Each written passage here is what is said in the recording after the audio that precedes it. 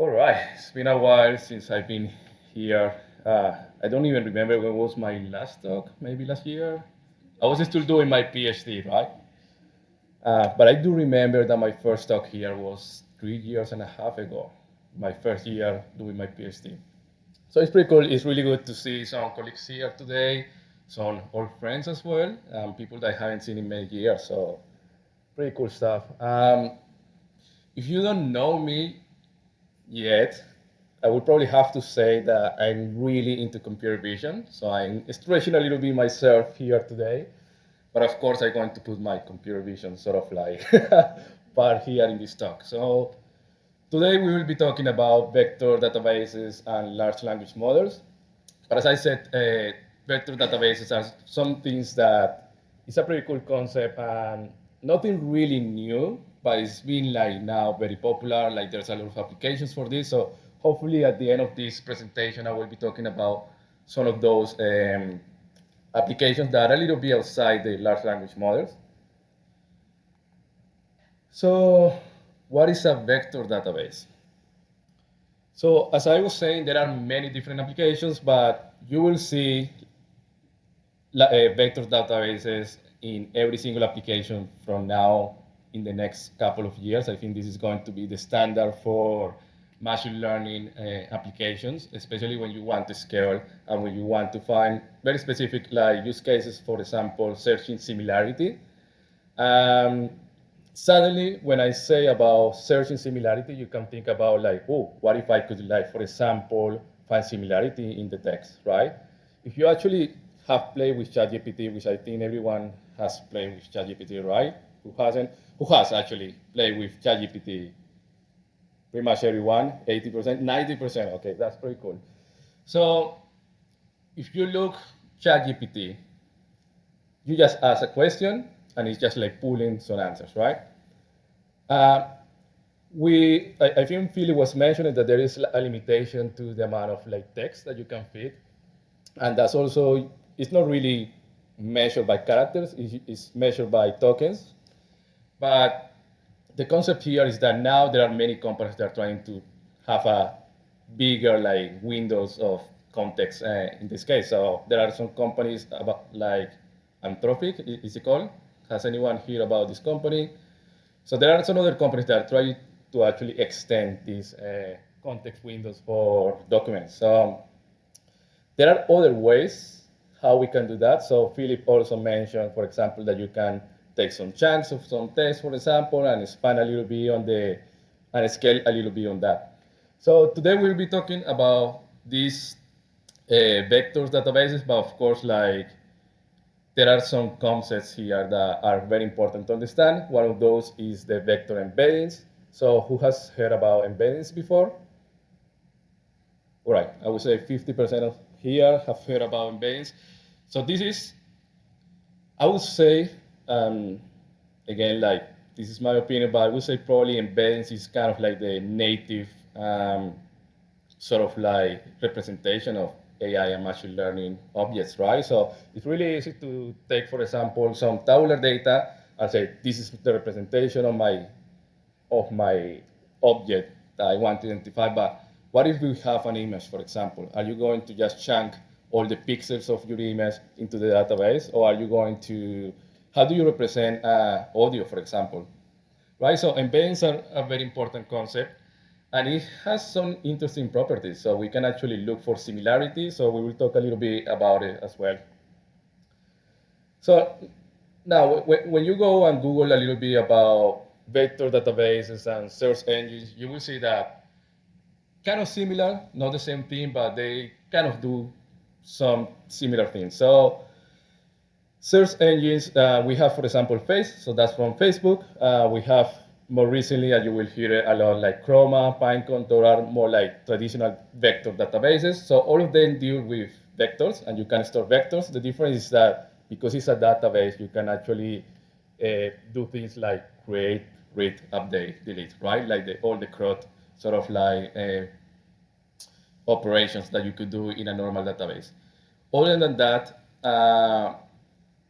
embeddings have been used for a while, right? Like this is nothing new. There's been like anyone use like Elasticsearch, for example, or some other, yeah, anyone here? So maybe nothing new for you. Like they also use like embeddings, vectors, representation, like, but again, there will be some really cool applications. And today I'm going to talk, instead of like talking about fishes, that was really specific, really cool. I think I've never heard about fishes and ML in such an engaging way. So pretty cool stuff. But here I will talk more about like some general cases, right? So here is how it usually goes. So we have an embedding model, and we create a vector from that. So again, here the content could be anything. It could be an image, it could be text. And then we need this model, machine learning model, that's going to convert that into an embedding. But what is an embedding? It's just like an array or a list of numbers, yeah, representing what the content of that content is, right? Once we have this vector embedding, using this vector database, we can just store this. And then something that's pretty cool is that, and this is what we are going to talk about, like how to, for example, query text, or the same way that you, for example, use ChatGPT. You can actually just write a query, or you can just like send a question. You can convert that question into an embedding as well. And then you can find all the similar vectors related with this piece of text that you are writing. There are some really cool applications that we could do with this technology and this paradigm. But let's, again, talk a little bit more about vectors and embeddings, because they have like some pretty cool properties. So usually when we talk about embeddings, we are also talking about something that's called the latent space. So has anyone heard about latent space? So what is the latent space? I'll go for Sean. It's your compressed representation of your input space. It's your encoded space. Mm-hmm. So you use a really interesting word. Yeah, so when we are converting images, text, or any like data really into the embedding space, we are kind of like encoding. We are like mapping, right, into this space. And in this space, there are some interesting properties. And the theory is that the objects that are similar in the latent space will be like close related somehow. So when I say close related, we are talking about like we can measure that by some distant metrics. We will talk about as well. But I don't know if you have seen, for example, this kind of like images before. If you are into NLP and you've been like trying to get into the embeddings, probably you've played with this before. If you haven't, again, like Fast AI has some really interesting exercises and explanation about this.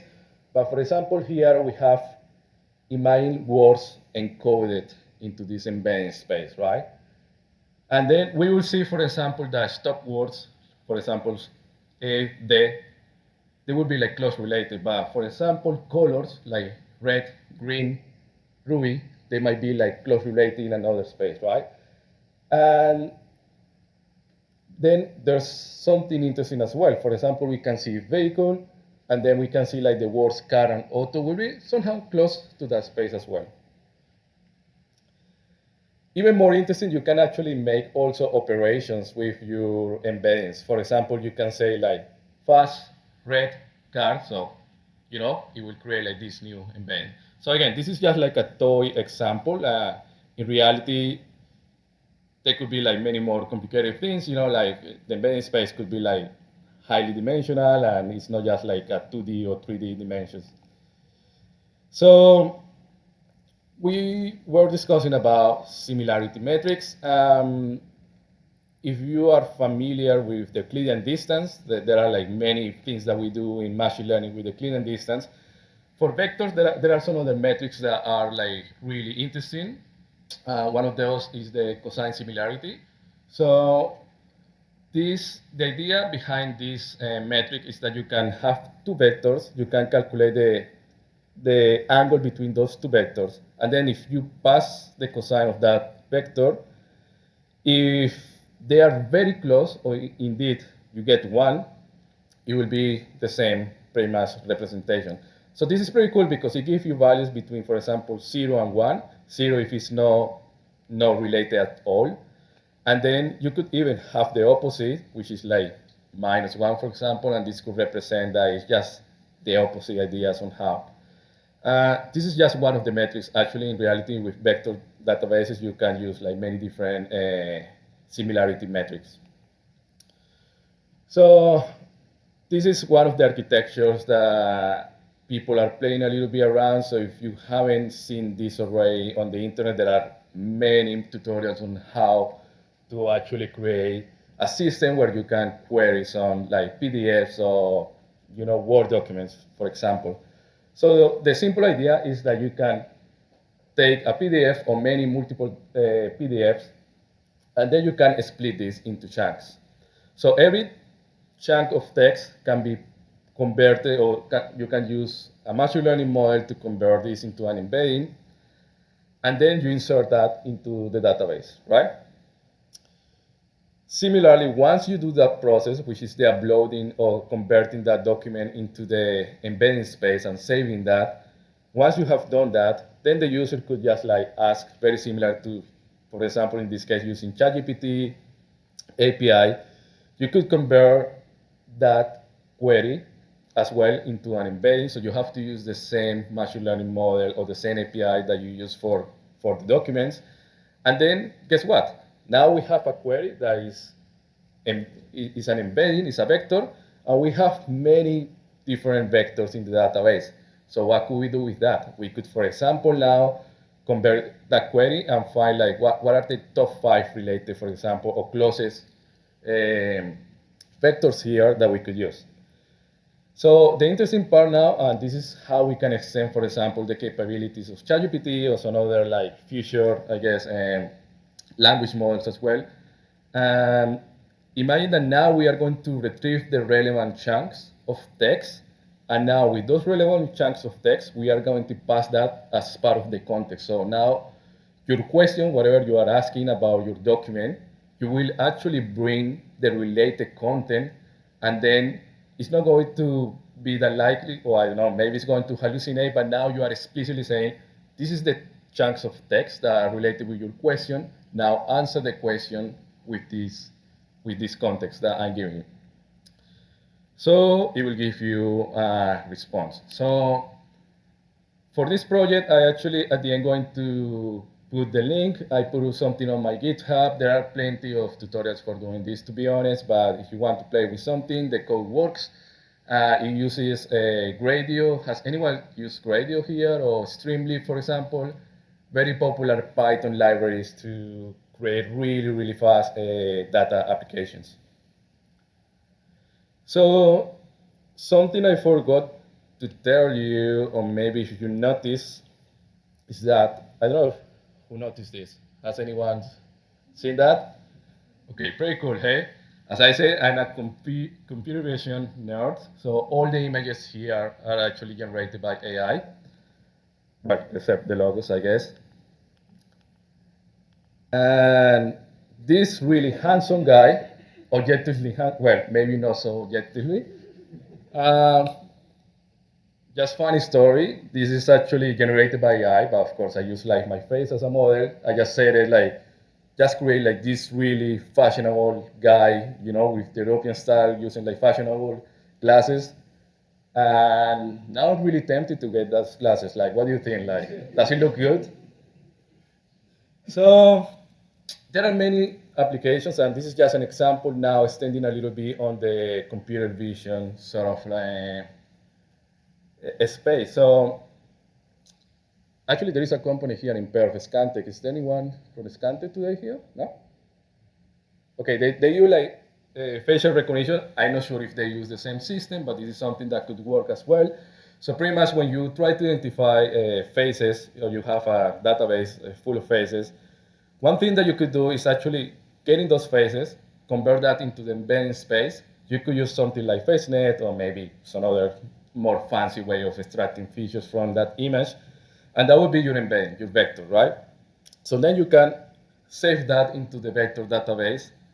And guess what? Similar to the text, you can now get an image of the same person.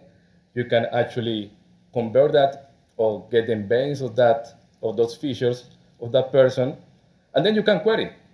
And as I said, like there are like different metrics. There is a metric like similarity, cosine similarity. So I can, for example, set the threshold and say, okay, I'm just going to get the similar vectors of faces in this case that are above 0.97. Remember that one means that it's the same image because faces, to be honest, I mean, most I was going to say like all people, but most people have like this very similar structure. Like one nose, like two ears, one eye, two eyes. Sorry.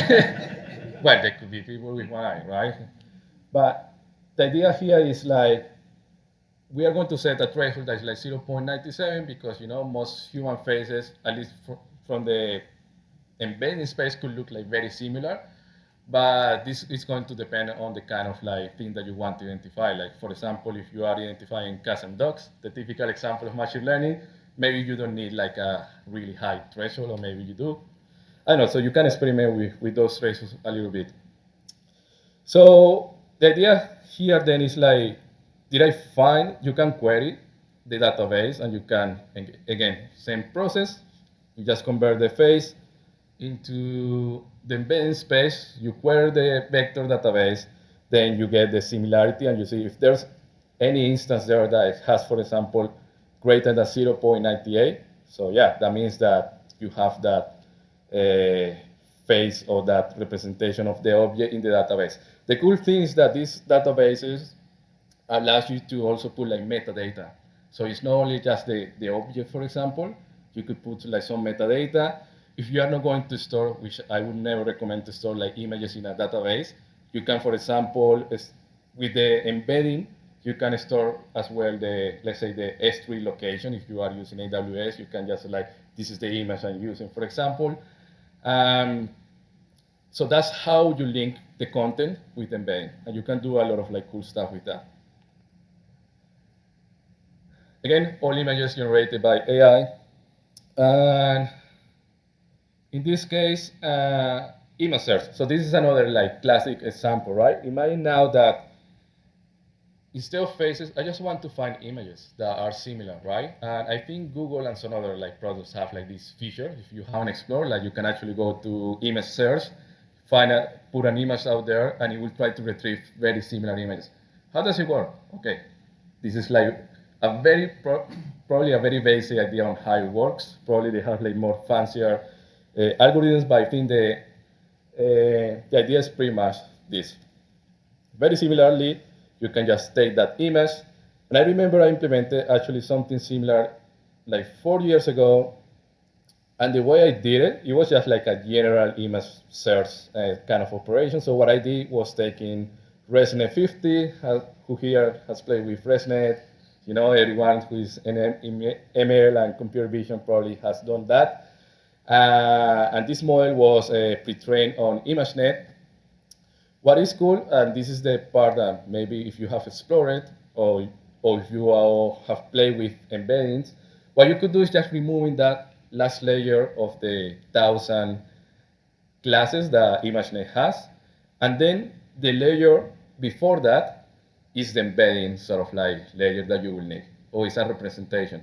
So what is cool is that you can actually take any pre-trained network really, for example, on ImageNet, you can pass an image, then you just get the content of the, again, like the layer before the classification layer, and that's your embedding.